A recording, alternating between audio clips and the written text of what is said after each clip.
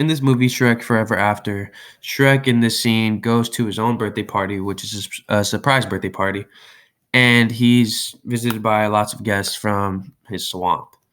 So, in this scene, the reason I picked this scene specifically is because this is the Do the Roar scene.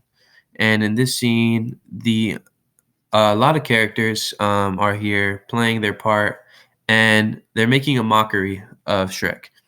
And Shrek thinks it's really disrespectful. He doesn't say a word because he tries to keep it in, but on the outside, it kind of shows his just by his facial expressions and reactions how offended he is by how they try to commemorate his birthday. Trying to be a good father, he asks Shrek to do a roar for him for his son, and his son really wants to hear it because he treats the event like a concert or a some place where he can, find entertainment. They're not really there for the birthday. It seems like they're there for the entertainment. In this part of the scene, Shrek and the little man go head to head, face to face, and I like this camera angle because it shows Shrek trying to be polite as he can, trying to respectfully say no, and the kid just wants to get what he wants, as any other kid does.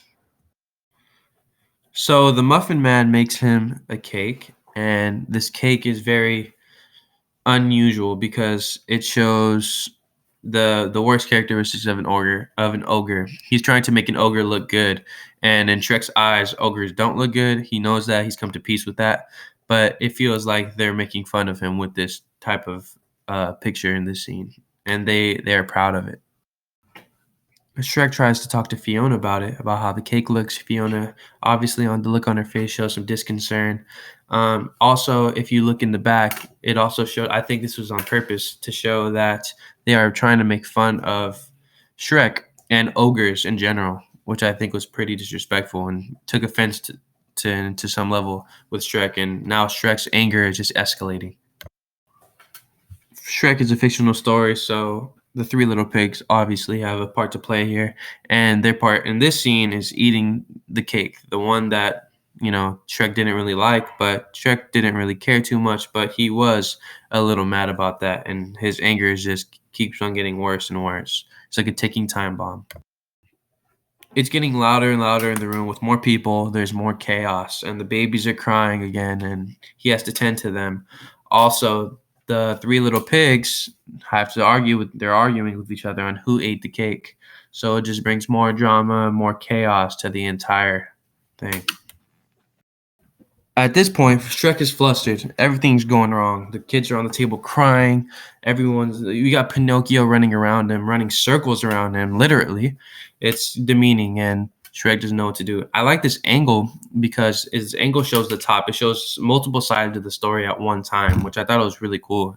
And I thought it was really, really kind of elevates the plot a little bit. I thought this shot was especially cool because it shows the big bad wolf, someone who blows things, blows houses down, blowing a balloon at his party, which I thought was pretty ironic because that's kind of what he does. So it kind of fits in, it ties in, and it makes sense throughout the entire story. In this scene, you could visually see Shrek roaring as loud as he possibly can because you can see the wind flying out of his mouth, literally, his breath flying out of his mouth, to the point where people can't even, are literally getting blown away. I thought this scene was interesting because it shows how strong, I guess, his breath is, and it also shows how powerful it is when he can get mad.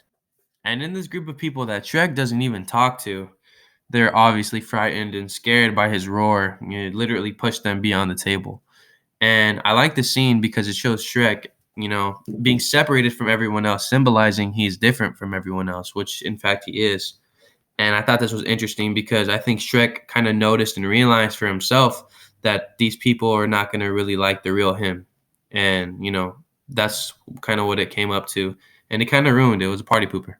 And unfortunately, long story short, Shrek leaves, embarrassed that he kind of showed his true self. And I thought this scene was really funny because it shows Gingy actually like his pants fell because it was the roar was so loud.